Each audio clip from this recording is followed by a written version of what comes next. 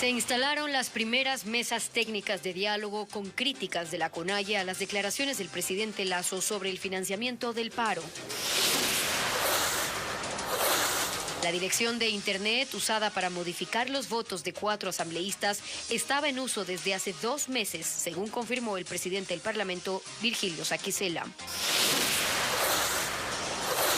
El Cuerpo de Ingenieros de Estados Unidos recomienda nuevos estudios para realizar obras que protejan de la erosión a la central Coca-Codo. Con 6 impactos de bala asesinaron a una conocida influencer. El crimen ocurrió en los exteriores de una unidad educativa de Babahoyo, provincia de Los Ríos.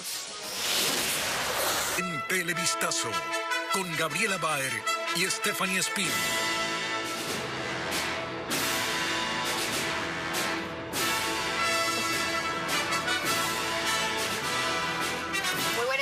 Bienvenidos, una nueva jornada informativa en Televistazo, un gusto poder acompañarnos. Se instalaron las 2 primeras mesas técnicas entre el movimiento indígena y el gobierno sobre los temas de focalización de combustibles y también banca pública y privada. Gaby. Hola, Estefi, amigos, ¿cómo están? Bienvenidos. Los líderes indígenas rechazaron las declaraciones del presidente Guillermo Lasso acerca del financiamiento de las movilizaciones y lanzaron una advertencia. Jacqueline Roda sigue esta jornada.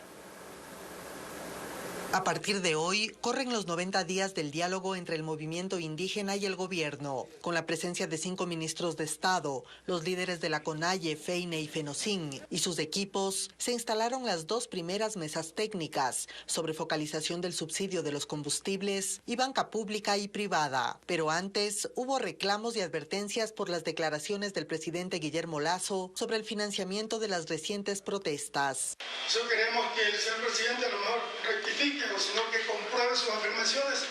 Nosotros no somos narcotraficantes, no somos terroristas. Seguimos escuchando las descalificaciones del señor presidente de la República. Y esto realmente pone en riesgo lo que hemos empezado. No podemos aceptar que se nos siga acusando que han pagado $8 a cada manifestante y en este caso venidos recursos desde el narcotráfico. No podemos aceptar, señor ministro. Por lo tanto, hemos venido acá nuevamente ratificando que nuestra decisión de poder avanzar en la mesa de diálogo.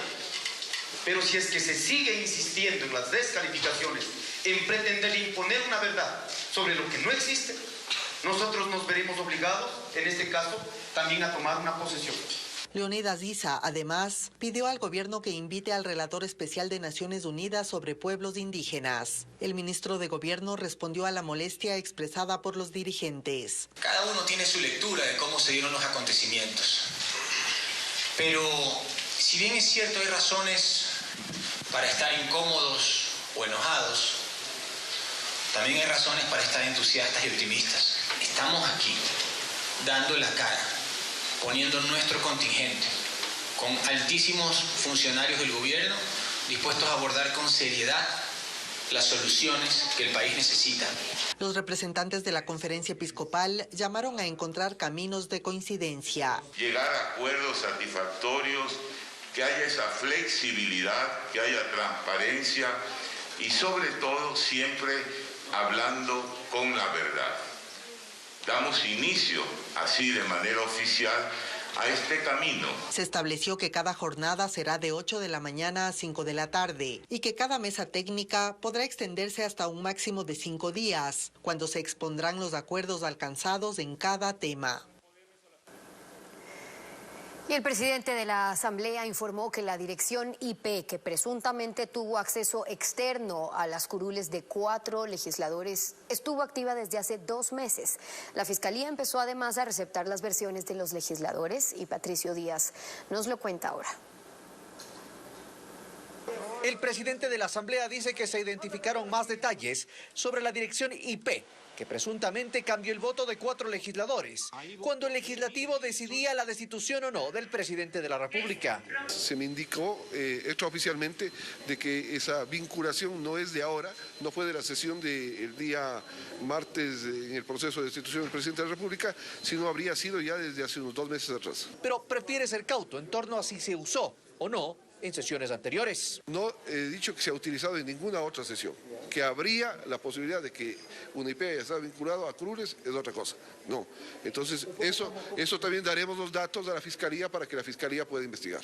La legisladora Vilma Andrade, una de las afectadas con el cambio de voto, dice que esto confirma sus dudas, pues los problemas con su curul electrónica no fueron solo el día de la votación. Desde el 25 hasta el 28, 3 complicaciones para el registro de asistencia. No para votar todavía, porque no había votación, para el registro de asistencia. Desde el oficialismo señalan que el hecho de que la IP haya estado activa desde antes demostraría que el supuesto hackeo durante la votación fue algo premeditado. No ha sido una travesura de alguien, esto es un acto deliberado definitivamente y hay que llegar hasta las últimas consecuencias en la responsabilidad. La Fiscalía de su lado inició ya la recepción de las versiones de los legisladores. Vilma Andrade fue este martes y este miércoles estarán Marlon Cadena y Dalton Basigalupo. El presidente de la Asamblea también fue convocado, pero tuvo que pedir un diferimiento porque este jueves, a la misma hora, el legislativo tendrá que definir la destitución o no de su segunda vicepresidenta. El cauce del río Coca fue desviado cerca de la captación de la hidroeléctrica Coca-Codo Sinclair para construir varias obras. Un informe del Cuerpo de Ingenieros del Ejército de Estados Unidos sugiere a la SELEC que analicen nuevas soluciones para tratar de salvar esta millonaria hidroeléctrica. Paul Romero con el informe. 1 kilómetro río abajo de la captación de la hidroeléctrica Coca-Codo Sinclair se desvió el cauce del río. Es parte de la primera etapa del proyecto de construcción de obras para la protección de la hidroeléctrica amenazada por la erosión. Son estructuras temporales para encauzar el flujo del agua y despejar el área en donde se instalará la primera pantalla de pilotes. Roque Proaño, integrante de la Comisión Ejecutora del Río Coca, nos explica sobre esta primera fase del proyecto. Construir todas las atajías que estamos viendo y manejar el río por el lado izquierdo. Adicionalmente, en esta etapa 0 hacemos la primera pantalla, conformada por lo que se denomina pilotes secantes. Para este trabajo, la SELEC adjudicó el contrato por $14 millones. Aquí empezó la construcción de la vía guía, en donde se colocarán 240 pilotes de hormigón armado de 24 metros de profundidad para tratar de salvar la captación de la hidroeléctrica Coca-Codo Sinclair. Sin embargo, existe inquietud en las autoridades tras un informe del Cuerpo de Ingenieros del Ejército de Estados Unidos que sugirió a la SELEC que busque otras alternativas de solución para proteger esta obra en donde están en riesgo más de $3.000 millones. Hay que evaluar si a lo mejor es más conveniente hacer otro tipo de obra. Otro tipo de obra que contemple metodologías de construcción y diseños más conocidos, digamos. La erosión regresiva está a 8 kilómetros de la captación desde hace un año. Pero el riesgo se mantiene porque el fenómeno natural avanza por los costados, lo cual vuelve todo incierto. La Corporación Eléctrica no ha detenido el trabajo, pese a que se podría modificar todo el plan para la protección de la hidroeléctrica más grande del país. Y luego de que este domingo mostráramos en un informe especial cómo se desarrolla el contrabando de combustible en la frontera sur, las autoridades de Ecuador y Perú ejecutaron un operativo para destruir estos pasos ilegales por donde los contrabandistas se llevan el combustible ecuatoriano para luego venderlo en el vecino país. Fabricio Lapo acudió a esta intervención, nos informa que se extenderá también por 4 días. Con maquinaria pesada, personal del Ejército Nacional en conjunto con agentes de la Policía de Ecuador y Perú destruyeron en 24 horas 7 pasos clandestinos ubicados a lo largo de los 69 kilómetros de frontera entre los dos países. Edison Salazar, jefe de la policía en Huaquillas, reconoce que en estos lugares operan bandas que se dedican al contrabando. Ciertas personas que viven aquí en el sector, en tanques, en bidones, los mismos que van almacenando al estilo hormigueo y poco a poco en la noche o en la madrugada son pasados por el extenso territorio que tenemos con la frontera de Perú. Con material pétreo y madera, se las han ingeniado para levantar puentes clandestinos sobre el canal internacional. Por aquí transitan mototaxis cargados de combustible y mercancía. que estaban bien cimentados, construidos, pasaban hasta vehículos livianos. Se los destruyó los 7, pero sin embargo siguen apareciendo en la parte hacia Chacras, hacia Carcabón. Igual se los sigue destruyendo hacia allá y se construyen acá. 300 uniformados del ejército recorrerán permanentemente los 69 kilómetros de frontera entre Ecuador y Perú, con el propósito de contrarrestar el contrabando de combustible y demás mercancías. La permanente desactivación de estos pasos clandestinos que utilizan, tenemos información de inteligencia que están asentadas también algunas organizaciones criminales por la parte de Perú y también por la parte del Ecuador. Durante el operativo, un grupo de estibadores pedían que no les destruyan el puente que ellos construyeron para cruzar mercancías de Ecuador y Perú, porque dicen que esa es su fuente de ingresos. Este operativo binacional se realizará durante 4 días para destruir los 25 pasos clandestinos identificados en la frontera sur. Y en lo más destacado de lo internacional, una multitud de manifestantes ha vuelto a asaltar un edificio de gobierno en Sri Lanka, ubicado en el sur de Asia, tras los violentos acontecimientos del fin de semana que terminaron con la administración presidencial. Una turba arremetió hoy contra el complejo residencial del primer ministro, mientras el país sigue sumido en una profunda crisis económica. Tras las revueltas del fin de semana y la renuncia del presidente Rayapaksa, la paz no llega a este país insular ubicado al sur de India. Una vez más, la multitud que en el fin de semana asaltó el Palacio Presidencial arremetió esta mañana contra el complejo administrativo del primer ministro, que tiene pocos meses en funciones y que tras la huida del mandatario fue designado como presidente interino. Rodearon el edificio, escalaron las paredes y en los exteriores la fuerza pública intentaba controlar la manifestación con el uso de gases lacrimógenos.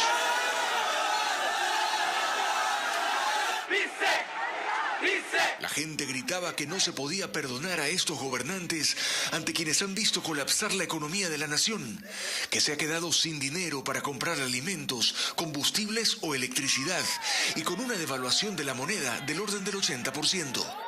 El primer ministro, que ha ocupado 5 veces ese cargo y es ahora el presidente interino, enfrenta la presión de la ira popular que no da descanso a la autoridad.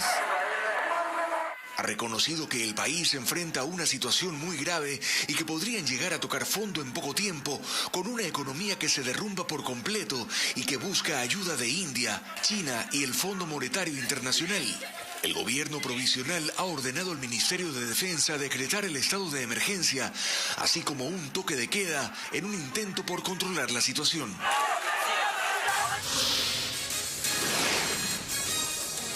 Nos vamos a una pausa y al regresar, padres de familia y niños presenciaron el terrible asesinato a tiros de una mujer cuando iba a recoger a su hija de la escuela en Los Ríos.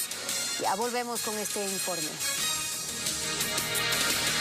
Continuamos con más información. Una influencer fue asesinada con 6 tiros en Babahoyo, en la provincia de Los Ríos. El crimen ocurrió en la puerta de una unidad educativa mientras retiraba a su hija de la escuela.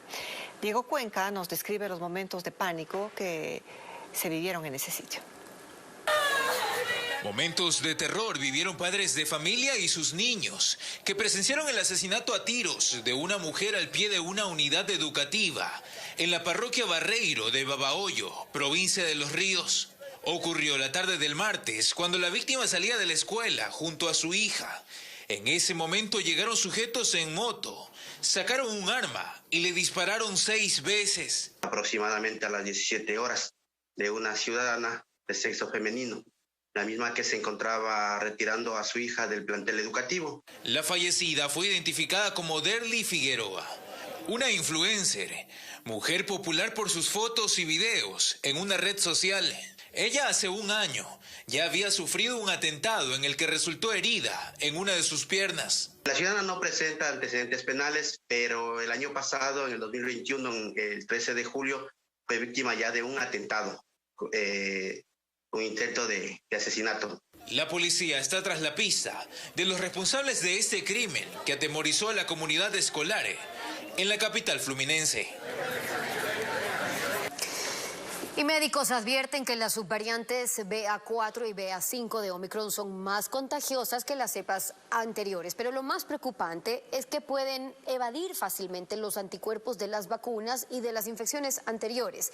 De allí que se insiste en el uso continuo todavía de la mascarilla en espacios públicos y cerrados. María Gabriela Carpio nos lo cuenta más.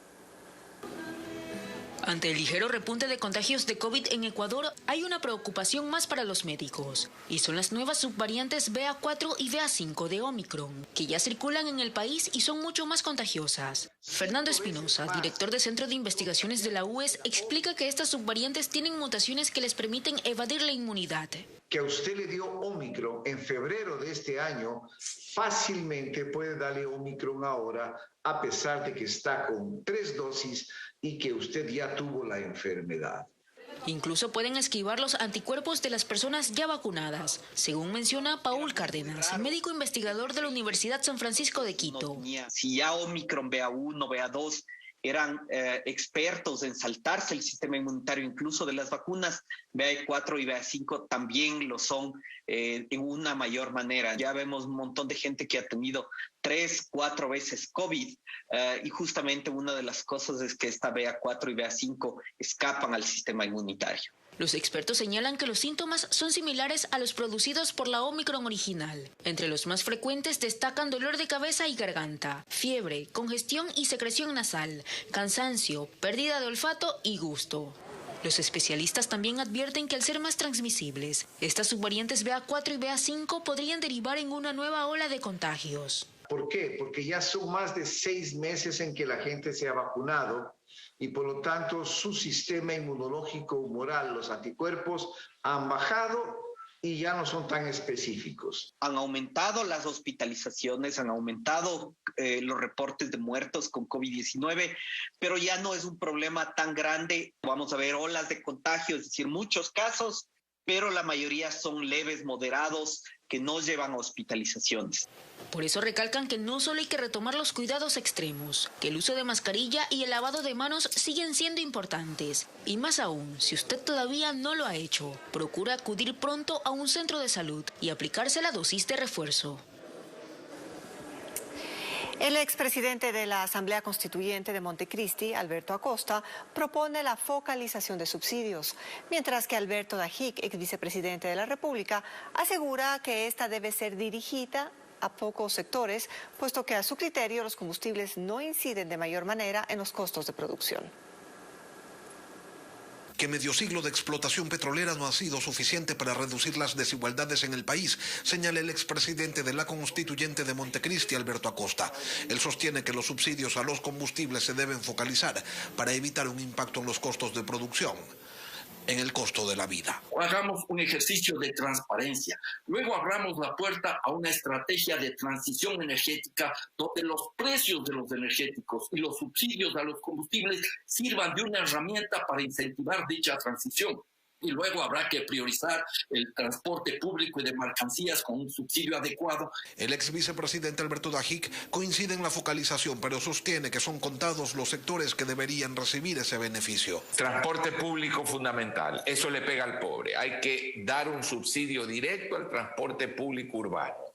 A usuarios agrícolas sumamente pobres, solo a ellos debería dárseles, a ciertos sectores pescadores debería dárselos en forma directa con una cuota, un cupo, pero de ahí no hay por qué más. Dajic rechaza que el precio de los combustibles tenga un impacto en los costos de producción, en la situación económica de la gente, y lo expone de la siguiente manera. Si no, Colombia sería un país, o el Perú, o toda Latinoamérica, que son países más baratos para producir que el Ecuador, tienen un combustible que es 3 veces el del Ecuador. Pero que no solo es un tema de subsidios, señala Alberto Acosta.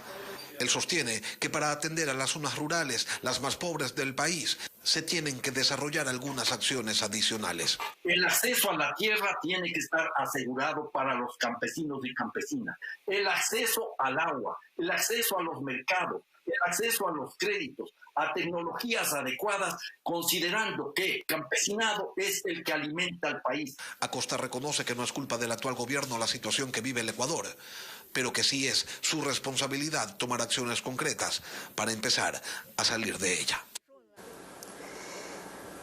Los municipios y prefecturas recibirán este año 85 millones de dólares correspondientes a la devolución del IVA, la competencia de riego y drenaje y la competencia de patrimonio.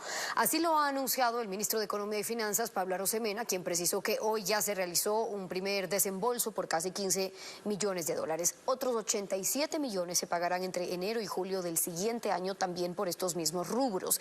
Se trata de un nuevo cronograma de pagos a los gobiernos autónomos descentralizados establecido por el Ministerio de Gobierno para saldar las deudas que mantienen con estas instituciones. Estos recursos salen de los ingresos petroleros y también de los impuestos que recauda el Estado.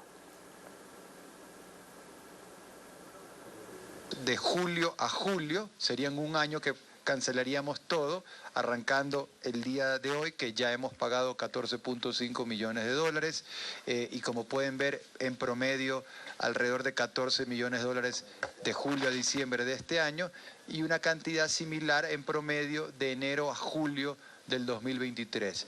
Tal suerte que 85 millones pagamos este año, 87 pagamos el próximo año.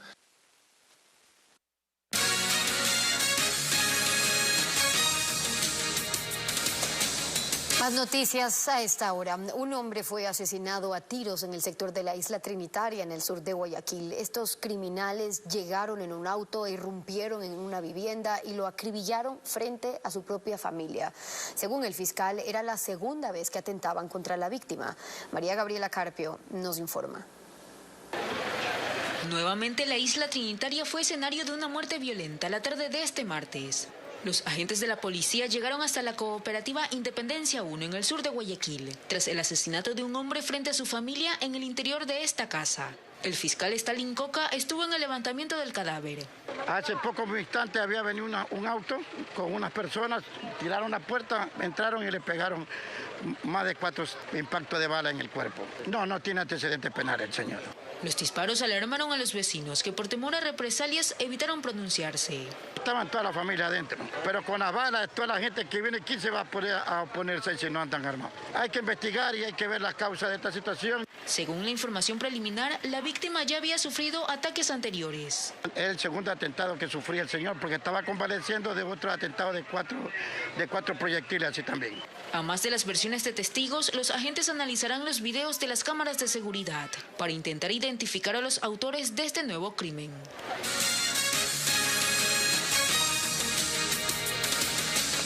Más noticias a esta hora. Liberan a un hombre que había sido secuestrado en el noroeste de Guayaquil. El sujeto fue abordado por 4 delincuentes que además robaron su carro. Maylin Ochoa nos informa que una persona fue detenida con un arma de fuego. Les contamos. Tras un enfrentamiento armado, la policía capturó a este sujeto en el sector de Sociovivienda en el noroeste de Guayaquil. Él está acusado de secuestrar a un taxista informal cuando andaba en su vehículo. El vehículo era para ser utilizado para cometer actos delictivos. Según la policía, la víctima estaba buscando pasajeros en la avenida Chucho Benítez, cerca de la vía perimetral, cuando fue interceptado por 4 sujetos armados, quienes lo sometieron y lo secuestraron. Tras la alerta, los agentes iniciaron una persecución y metros más adelante se bajaron disparando contra los uniformados. Los delincuentes incluso tomaron como escudo a las personas que transitaban por el lugar para poder huir. Uno de ellos fue capturado con esta arma. 3 de ellos logran darse a la fuga. Se logra la recuperación del automotor, la persona que se encontraba secuestrada. La balacera sucedió en Sociovivienda, uno de los lugares más peligrosos del puerto principal. En el piso aún están algunos accesorios de los carros cuyos dueños fueron asaltados. Y es que las investigaciones determinan que aquí no solo que operan organizaciones narcocriminales que además se dedican al secuestro, también utilizan estas casas para esconder y maniatar a las víctimas. Al momento tenemos 17 bandas desarticuladas. Tenemos asimismo 117 armas recuperadas, decomisadas. En lo que va del año, solo en esta zona se ha logrado rescatar a 15 personas raptadas. La mayoría son taxistas informales. Un enfrentamiento a tiros se registró en la isla Puná, en el Golfo de Guayaquil. Ahí un policía resultó herido y otro oficial falleció tras recibir un impacto de bala por un grupo de delincuentes que ingresaron a robar a una camaronera que estaba siendo custodiada por los uniformados. Los criminales robaron las armas de los agentes y huyeron en 2 lanchas con rumbo hacia alta mar. Un migrante ecuatoriano murió ahogado en un lago de Connecticut, en Estados Unidos, y se trata de Jefferson Paul Loja Flores, de 18 años, oriundo de la parroquia Molleturo, esto es en Azuay. Buzos lo buscaban desde el lunes, cuando desapareció tras meterse a nadar con un grupo de amigos. Paul llevaba 5 meses en Connecticut, en donde vivía con familiares y trabajaba en el sector de la construcción. Más noticias a esta hora. Una aplicación móvil busca brindar seguridad a los estudiantes mientras se movilizan en su transporte escolar. Andrea Báez nos cuenta que esta iniciativa está ligada a un botón de pánico que se puede activar desde un celular. Les contamos. En este momento hemos recibido la alerta. Hemos contactado ya con el ECO. Es así como a través de un botón de seguridad desde un dispositivo móvil, un estudiante alerta de que algo está ocurriendo en su transporte escolar. Funciona de igual manera si el estudiante visualiza que el conductor está yendo no por su ruta normal, se está desviando, o visualiza que el conductor tiene un comportamiento medio raro, inmediatamente acciona el botón, llega a nuestro call center, en el cual nosotros inmediatamente verificamos el sector, la ubicación, el nombre del conductor, la placa del vehículo. La activación del sistema se lo realiza a través de la aplicación SOS Seguridad, que se descarga del App Store. Por ahora es un proyecto que lo implementa una compañía de expreso escolar y espera que se replique. Lo que necesitamos de padre de familia es su número telefónico, ¿sí? Y nosotros automáticamente le instalamos la aplicación en el teléfono personal de padre de familia. En base al botón SOS estudiantil también está enlazada nuestra aplicación en tiempo real, ¿sí? La cual nos da la trayectoria del compañero transportista, la ubicación en donde está, tiempos de llegada a la institución educativa, tiempos de llegada a la casa del estudiante. Así, hechos como este podrán prevenirse, pues la idea es que el estudiante con un solo clic pueda dar la alerta. Y nosotros enlazamos al 9111 buscando una reacción inmediata y que en algo la delincuencia pueda apaciguar a nuestros estudiantes. Durante el año escolar que terminó en el Distrito Metropolitano de Quito se registraron 200 casos de asalto durante los recorridos escolares. La mayoría se cometieron en la madrugada. Y una buena noticia para Ecuador: Galápagos aparece en la lista de los mejores lugares del mundo 2022 según la revista Time, este prestigioso reconocimiento para las Islas Encantadas. María Gabriela Carpio nos cuenta también de qué más se trata. Una vez más, su encanto natural y su biodiversidad centran la atención internacional. La revista estadounidense Time escogió a Galápagos entre los 50 mejores lugares del mundo de 2022. La publicación en el sitio web de esta revista destacó a la Reserva Marina Hermandad, cuya creación se oficializó en enero pasado, donde los líderes de Ecuador, Costa Rica, Colombia y Panamá ratificaron 60.000 kilómetros cuadrados de superficie del área protegida.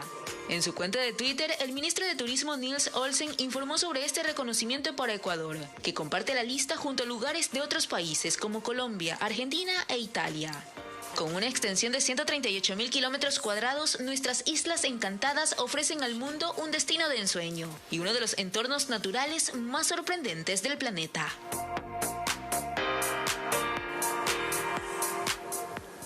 Y con esta gran noticia para el país y el sector turístico, despedimos, Steffi. Con la invitación siempre que nos volvamos a encontrar a las 19 horas, vuelve Televistazo en su emisión estelar y siga viendo más noticias. www.ecuavisa.com.